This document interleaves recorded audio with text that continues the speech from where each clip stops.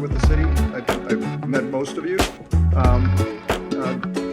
Jeff asked that I give an update on the Avalon Park and kind of where we are with this development. I will tell you that we've had an application submitted for a annexation of a piece of property, a land use change and a rezoning of PD because they're expanding the boundaries of Avalon from what they currently have. I will also say that all of this is tied to the transportation agreement that was approved by the city and the county last year in October.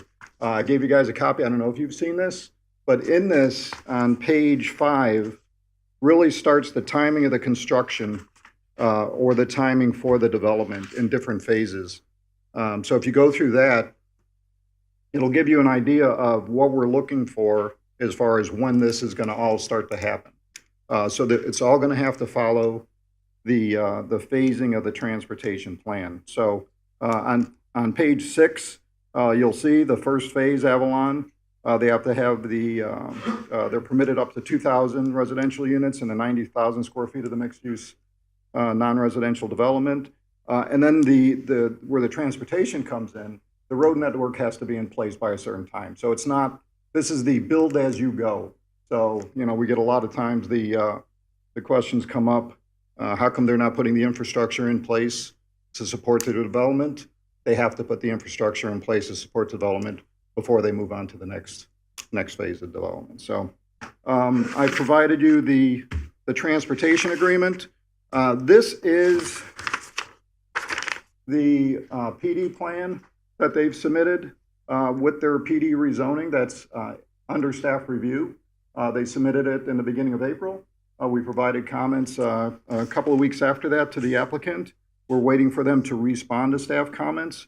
But in this PD plan, if you take a look at it, you'll see that the property along 95, all of that is additional property that they're increasing the square footage or the acreage of the existing Avalon development.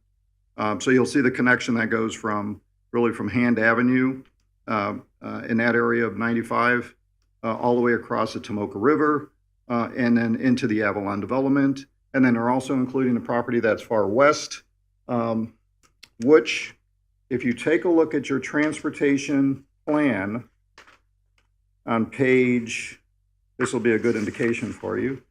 There's kind of maps at the back. They don't have a page number on it, but you'll get a good understanding of what they currently have. So you'll see parcel A on that map. That is the existing Avalon development on the parcel A. And then everything else is what the expansion of the Avalon development will be. So parcel F expands out to the west, and then the Pasern track and then the river track, that's the expansion out to the east to 95. So they're going to be expanding the boundaries of Avalon. The total for Avalon, eventually, they're expecting about 7,800 residential units and approximately 1 million square feet of non-residential development. This is probably a 20-year plus project. Total, it's about 7,800 residential units. Yeah. So, like I said, this is a phased development. The last phase of development, let's see if there's a date on here. Usually it's tied to the phase before, so you can't move on to the next phase until you complete the one phase. So we're probably looking at about 20, 25 years before we're at a final completion. Subject to change, everything is always subject to change. You never know what's going to happen with the economy. Things could slow down, they could speed up, but that's kind of where we are right now with that. What else did I have for you? With this traffic, the transportation plan, the long-range plan, they have anticipated about 6,700 units. So once they go past that in the development, they're going to have to come back and do a revision to the transportation plan, and they're probably going to see upgrades to this. But that's further on down the line. They've only anticipated so many up to this point. So that's kind of where we are right now. We're going to wait for them to respond to the staff comments, and then once we get all staff comments resolved, then we'll start the public hearing process, go into the planning board and the city commission for approval, and of course the annexation of the Pasern track. So. Mm-hmm.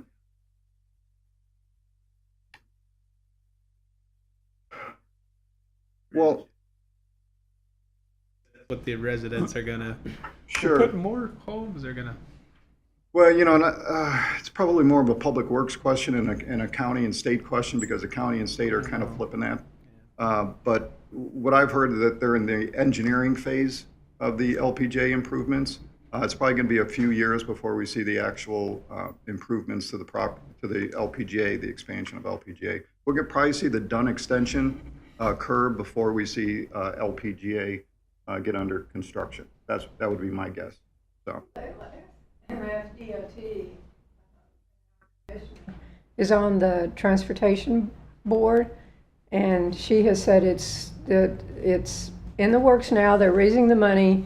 It's going to be 5 to 6 years before even anything can happen with that bridge and that construction. Yeah, so we're stuck. Yeah, it's literally stuck. It'll help when if that Dunn gets completed. The biggest thing about Dunn is going over Tomoka River. Right. That's the biggest cost factor. What I heard from the county is that they want to phase this project and they want to make that the first phase of the project. So they come over the Tomoka River and they land what is in Grand Champions, or I think it might be Ironwood is the new residential development that's going on over there.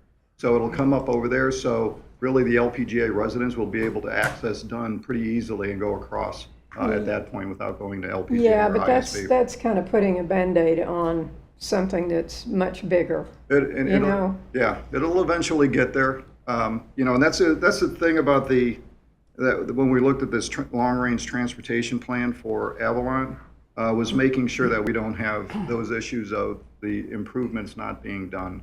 They have to be done before they move on to the next phase.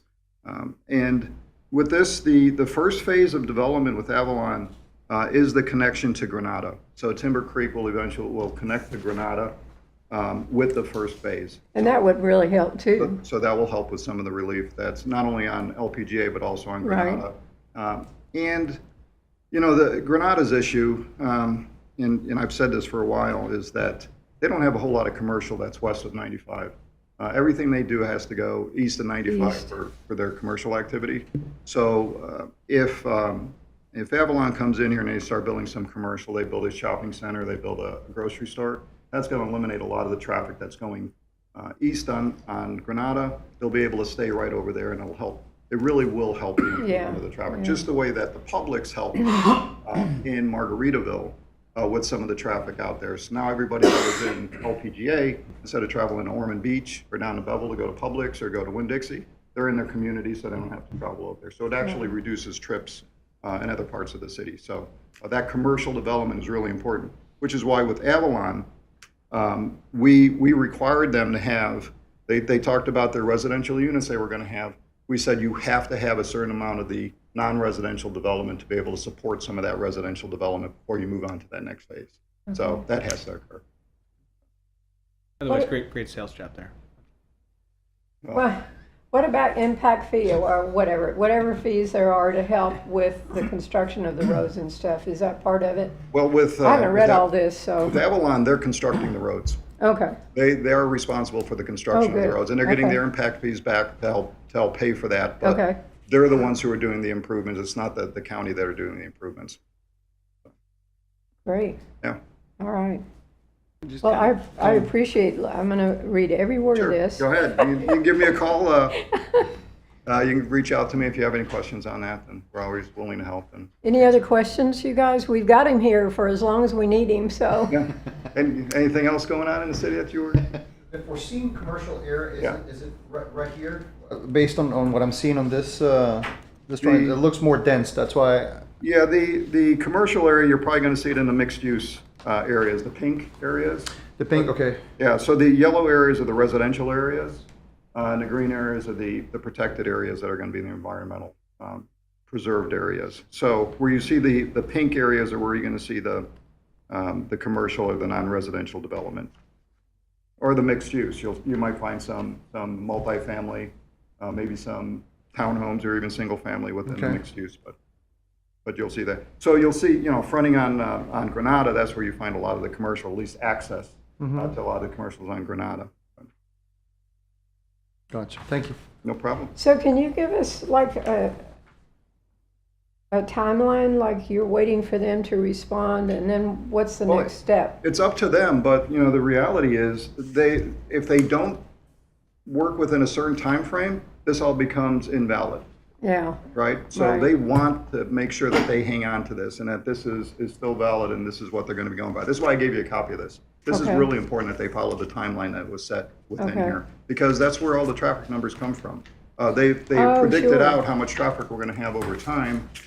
If they delay the project, that delays the whole analysis, and then they're going to have to come back and redo it again. And Right. quite frankly, this was a lot of money for them to put together, a lot of engineering to put together. So I don't think that they want to go through that again. I think they want to start moving forward with the project. okay. Cool. See, the Envision, obviously they're calling it Hand Avenue, and is there any long-term plans on another, like, I'll call it a Dunn Avenue bridge going over 95 at Hand? Other or- than Hand, or are you talking about, because Hand is part of this improvement. It's one of the last phases of the improvement to go over 95 on Hand Avenue. The county may bump it up. They may say this is something that we need a little bit earlier, so they may work with them. I think that the Hand Avenue, though, and we were talking to John about that, is a county responsibility, though, for the Hand Avenue overpass. Because it's really outside the boundaries of their PD. And I think they've worked it out with the county that they were aware that they're going to need to put this overpass in. Okay. Well, So what it- about the Dunn? Where Well, is, Yeah, and like I was saying, the county has, last time I talked to the county, they were talking about phasing the Dunn extension from Tomoka Farms Road to LPGA. right, The first phase would be going over to Tomoka River, which is a pretty costly phase to go over to Tomoka River and then to land over into the Grand Champion development. But the rest of the extension all the way to LPGA, we already have the right of way. It's already been handed over to the county, so they control all of the right of way all the way up to LPGA. And then the INA development, which is right next to the stadium, they're responsible for the first phase from LPGA inward for that part of the development of Dunn. So they will put that section of Dunn in place. And then the county will come in and just kind of fill the gaps of whatever's left over from whatever the developers don't do. So, Overall, with all this, and I only speak to it because our business is right there at Williamson Mason, and with that, it's going to dramatically change the traffic flow and what we see in between Tanger. with Dunn, Yeah, with the Dunn, with Dunn connecting, it's really one of those, call them half pregnant type of situations. We got a lot of commercial trucks. We also have, residential, regular vehicles with the Tanger outlets. But I do think at some point we, city, county, we really need to workshop, I'll call that whole square area, and what are some of the choke points that go through there, and then how do we get some champions? Whether it's a Chase Draymond, a Tom Leake. We got Tom Leake for the next 6 years, and how do we get them? That's the only way it's going to happen with state about funds, money. right? Yeah, They correct. have the And- money to The be able money. to do it, and the state money, the federal money, Yeah. that's what you're going to need to be able to move some of these Correct. projects well, they've along. been talking about this for 20 more years on that Dunn Avenue thing, and that's the way I came today. Yeah. I come back that little back way, and they're, like you said, they're big trucks. Well, sure, with the Trader Joe's distribution over there, Yeah. and the Amazon has that, the last mile, I think that's right over there. So I started here in 2009, and that's right about the time the Dunn extension went over 95, and I think that was part of, when we had the recession back in 2008, 2009, 2010, these were some of the shovel-ready projects that they said, okay, we need to be able to pump some money into the economy and kind of keep things going. That was one of the projects that kind of they threw money at, and Dunn was able to get completed at that point. Yeah, You but know. then it stopped. Well, and then it stopped because, and that's a pretty expensive undertaking Yeah. going over 95. Yeah. But the Tomoka River, that's a difficult one. It's Right.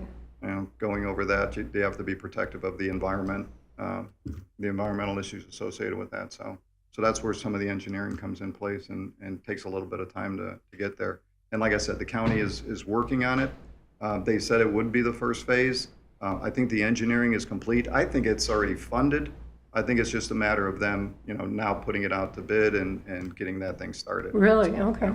I think that's where we are. And John probably has more information on that than I do. He attends all of the county meetings, but that's what I've heard Okay. at the last sitting with the county. Anything else in the city beside that? We've got a lot of things going on. Oasis, the Oasis development, which is between Williamson and Clyde Morris, south of LPGA. You saw a lot of trees get cleared down Yeah. over there. A lot of trees were cleared down. There's a lot of trees. That's a great development because it's protecting a lot of wetland areas and a lot of trees that are still being protected over there above and beyond what code requirements were for that project. You got to clear some of the trees down for this development to occur. So that's what we're seeing right now. So we're seeing the Tesla dealership. They came in for a site plan approval. They're going to be moving forward at the corner there at Mason and Williamson. Just Oh, really? north of, yeah, just north of that, we're looking at a hotel. We've got a site plan in for a hotel over there. We've got the Sprouts development, which is not technically in the Oasis development, but it's just north of that in Williamson, just south of the racetrack. So Sprouts is a great grocery store. Trader Joe's, everybody was talking, how come, Yeah. we need to get a Trader Joe's. Trader Joe's would only come here if they had the economics to be able to do it. They look at all the rooftops and the income, and we finally got to the point where Trader Joe's says, you know what? We're at a point where this is the place where we want to be because this is where we're going to be successful. So all of the development activity we see, it brings a lot of that into the city. So I'm excited. We had a conversation with White Castle up on LPGA. It's, I think, going to be the third White Castle in the state of Florida. They're looking to get into the Florida market. I'm from Chicago originally, so excited about that. Also trying to get a Portillo's over here. So I've had conversations about that as well. So we'll see what happens, and hopefully, we get some of those things coming. I never thought I'd be in a meeting where someone was so excited about White Castle. It's- St. Louis guy. It's, I maybe it's appreciate just- it. Usually reminds me of like 2:00 in the morning. That's but I think exactly it's what it great. was, and it brings me back to my younger days when I was in restaurant management. I was getting out of the restaurant at 2:00 in the morning, and I needed something to eat because if you're in restaurant management, you don't eat at the restaurants. You Right. just don't have time to do it. So 2:00 in the morning, I'm stopping at White Castle, grabbing a sack, and driving home and eating, and thanking God that White Castle was open. So That's funny. yeah, That's but great. Do we have any updates on some of the beach vacant properties? I mean, is there any Well, movement or? Silver Beach was approved, the development at Silver Beach in A1A. Haven't seen any activity on that yet for a site plan coming in. We'd love to see something coming in soon on that, though. Just south of that, on the other side of the Sea Dip, a couple of lots just south of it is, it's called the, I think it's the Pearl Beach Club. It's very similar to the Silver Beach Hotel condo, and that is in for review right now, and that'll go to the planning board, we're hoping, maybe next month, and then on to the city commission for a PD rezoning for that. So that's a kind of a, think like Daytona Beach Shores type of a condo development. So that's going through the process. And we had the apartments that were approved over there on A1A, and those are built and up and running. I think it's Trident. I think it's Trident. So those are, it's an apartment complex right on the beach, which is very unusual to find an apartment complex on the beach. They Do we came still in. have the height limits in the old planning board? And I remember The- doing those meetings. Yeah, with the height limits, the way it works is in the T districts along the water, the higher up you go, the greater setbacks you need, side setbacks. So you can go up higher, but you just got to come in closer, right, Okay. as you go up. So there really isn't a restriction of height as long as you can keep, bringing in the setbacks. What we found with like Silver Beach and some of the other projects, they came with a PD to modify those standards to not have to necessarily come in so far on those setbacks to be able to go up. Oh, Up really? the density. So that happened with the apartments, happened with Silver Beach, it's going to happen with Pearl Beach, where they're asking for a modification to that. Okay. So they don't do that. So there are some places on the beach side, typically on a Halifax River, that have height restrictions, but not on the actual ocean front. Okay. What is the timeline for Trader Joe's? Well, they're under construction. I heard by the end of the year, they need to do their internal build out. And I was talking to our building official. He said grocery stores internal build outs. He goes, that's pretty quick. He said there's not a whole lot of stuff that they do. They put in their freezers, their their refrigeration system. It's all a big kind of a warehouse, and then they come in and they start putting all their shelves in Yeah. and doing all of that work. So they're hoping by the end of the year. I know Sprouts, when I talked to them, they wanted to be open by February of 2026. So probably about the same time you're going to see both of those open. Wow. Where the Sprouts is located over there on Cornerstone, there's going to be a traffic signal that they're working on right now, put traffic signal. over Right, there. It's a right. little difficult to get in and out of there. Once they do that, I think that improves the traffic that's over at the corner of Outlet Boulevard over by the Ale House. Sometimes on LPGA, it's a little I difficult. doubt that. Yeah. I'm sorry. I will tell you, really doubt for that. me personally, if I'm going north on Williamson, I'm not going to go out on Cornerstone because making a left to get Right. on Williamson is impossible. Right. Without a light. If I have a signal over there, that's the way I'm going, and I'm ignoring the other section because I'm just going to kind of go around everything. Yeah. The other thing is with the Oasis development, and this is again how it's going to improve traffic on LPGA. The Oasis development is a mixed-use development. It's multifamily. It's got some residential components, some commercial components. They've got an internal roadway network that will be able to go from Williamson to Clyde Morris through their development. So that's a Okay. new road that's That'll going help. in there. So anybody who's in there doesn't have to go out on LPGA to be able to go back and forth. So that helps with some of the traffic that we're seeing out there. So all of those things have to kind of come in play. And once they start doing that, we're going to see some improvements on some of those traffic issues. So, and then you see a light going in on LPGA that's going between actually Williamson and Clyde Morris. Right. That's for some of the development that's happening north and south. South being Oasis, north being, I believe it's Tomoka Village South. Yeah, I know. We've had to deal with all that construction too. Yeah, and you know, and they're doing the improvements over there, and they're Yeah. doing some timing on the lights, and it's amazing to me. And I'm not a traffic person, but it's amazing to me how when they start timing those lights correctly, how traffic starts flowing works. so much better. I know we had a problem with. I was talking to the county over Christmas. The traffic signal that's over there on LPGA coming out of LPGA I always forget. It's not. It's Champions Drive. yeah, Champions Drive. Their timing on that light, they said it was really messed up. There was all kinds of traffic issues coming out of there. They said that they had to get that resolved, and it was the worst time probably for the timing to be off on that because we had, you know, it was Christmas, so Tanger Outlets was exploding. You know, everybody's traveling over the holidays, Yeah. so that whole area was just crazy. I was there, And it's Buc-ee's, yeah, and it's Buc-ee's, so everybody is, you know, going to Buc-ee's. Well, even this morning, it was still not quite right Yeah. because, and there was almost an accident there. There was some idiot who was coming from the public's side, and he just had to make his left turn onto LPGA, and he cut in front of two people Yeah. who were turning left, and we were turning right. And he just zoomed right in between, and we had I'm four sorry. cars that just I'm went sorry. like. I hope you weren't I had the to one who get to did this that. meeting. Yeah, we can't. No, it was You can't account for unbelievable. that. That's just the nature of God. driving in Yeah. anywhere really. But yeah, It was Well, I my, it was almost my other didn't car. make it this morning because that would have been a 4-car collision. yeah. Yeah, but anyway. I Well, do thank think, you for I mean, all this work. I mean, Sure. my gosh. you do hear it there, but I hate workshops. I love workshops. I can never be elected politically. But how we identify where the true choke points are, you know, like I look at coming down Williamson and making a right on Mason, right, to get into that. You know, there's like a pothole. Yeah. You know, we call every 6 months and be like, hey, can we fill in the dirt pothole? Because it's non-road, right? You know, and you got Amazon trucks, you got our trucks.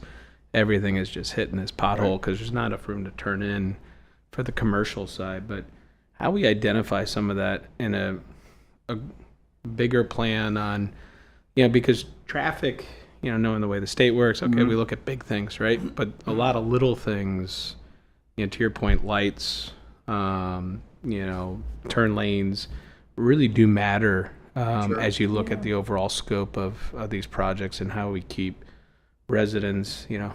I feel like I'm going to become one of these people. We've been out there since 2006. Back when we were there, we're the second building out there. You know, development happens. It's good for the city. It's good for all of us, right? And I don't know how we do that in an organized manner to, Well- bring in, not have a complaint fest, but truly, a process for people to submit, things to people to look at and be like, wow, okay, that is an issue and something we can fix for minimal dollars that can have large impacts. And Yeah, minimal dollars, or it's an improvement of some of the development coming in. It's offsite improvements that they have to do some of these, because they're bringing trips to the road, so they have to be able to mitigate that. So what can we do to be able to mitigate any of the new traffic coming in? A lot of stuff's on a case-by-case basis. Lights, unfortunately, they tend to be based on number of trips. So they'll do the warrants on the lights, and they won't put the lights in until there's enough traffic. Everybody wants a traffic, signal to be able to come out of their development. Doesn't always warrant that. Sometimes it's just you have to just sit there and wait for your break in traffic. When you do get the traffic signals up there, it does provide for those breaks in traffic sometimes, and allows for a little bit easier access to be able to move around. The TPO's role. What is the TPO's role in looking at some of these things that need to get improved here and there? Sometimes it's the squeaky wheel. It's hey, we need to do something about that. It's this constant calls, and it gets political sometimes. It's runs up to the top, and then everything starts to trickle down. Okay, we need to be able to do something about this. So sometimes that's what it takes. But who's the champion, right? Is it this, because this is like the football, right? It's the county's problem, it's the city's problem. Is it whose problem, right? And how we have a collective, it's an our problem. Well, and that's I think with the TPO, because TPO collectively I would agree. That's kind of what they're dealing with is more globally of what's going on. City's in a unique position because most of the roads within the city, the major roads, are county roads. Correct. So Yeah, we're kind of right. bound by what the county's doing. Right. We're not able to do the improvements until the county's ready to do the improvements. We still have to meet concurrency with all of these projects that come in. They still have to meet concurrency that they're able to have the trips on the road and still meet our comprehensive plan requirements for level of service. So they'll pay their money into this prop share process, and most of that money goes to the county, and then the county allocates where that money goes to for those improvements. So we have been working with the county when we identify areas. For example, Williamson was really constrained. We worked with the county and said, hey, we need to take that money that's coming in and put it into the widening of Williamson Road to be able to have another corridor to be able to do that. So that's why you see Williamson being expanded as we go up all the way to Granada. So that's part of that plan, and that's where that money's coming from. That's all coming from the portion of fair share agreements on these new developments that are coming in. So And I want to compliment you guys. Obviously, it's annexing this land and having this land as a city. It's fantastic, right? As a strategic long-term move, and and adds to the tax base, Correct. and it's just it encourages with this project, and Avalon's a big project, and it scares some people, but as a planner, what they're doing with Avalon, they're really doing it the right way. They're putting in a development that is a mixed-use development where if somebody wanted to just stay in that area, they can stay in that area. It's not just residential, it's not just commercial, it's a live, work, play community. And they're protecting a lot of land out there. So a lot of preservation, a lot of conservation is occurring out there with the Avalon development. That's important. And we see that all over the place. We don't want to overdevelop. I always talk about development. It's growth is like getting older. We're all going to get older. We all have to manage that, though. That's what we do in our department. We manage the growth that comes in. How do we? Because we're not going to shut the doors at Florida. People are going to keep coming down. How do we manage the people coming in and make it work? So we're a city. We're the city of Daytona Beach. We have to operate like a city. We're not a rural part of the state. So we're expecting people to come over here, and we're expecting development to occur. So Avalon will be a Daytona Beach address. it will be in Daytona Beach, correct? Address, okay. Yep, it is. As a matter of fact, all the property already is Daytona Beach, with the exception of a small piece that they're annexing to kind of connect everything. Okay. Yeah. Cool. All right. This is awesome. Thank Yeah, you. no We're gonna- problem. Thank you for the We're going to time. have you come back more often. Just Jeff knows my number. Just give me more than 12 hours notice. And right. Well, sometimes he doesn't answer. Sometimes he sees me calling, he doesn't Yeah, answer. but say, not now, right? Thanks, Dennis. Thanks, Dennis. Thank you. This will be interesting to read through, I think, this whole agreement. So, It's a good project. okay. All right. I will see you all then in September.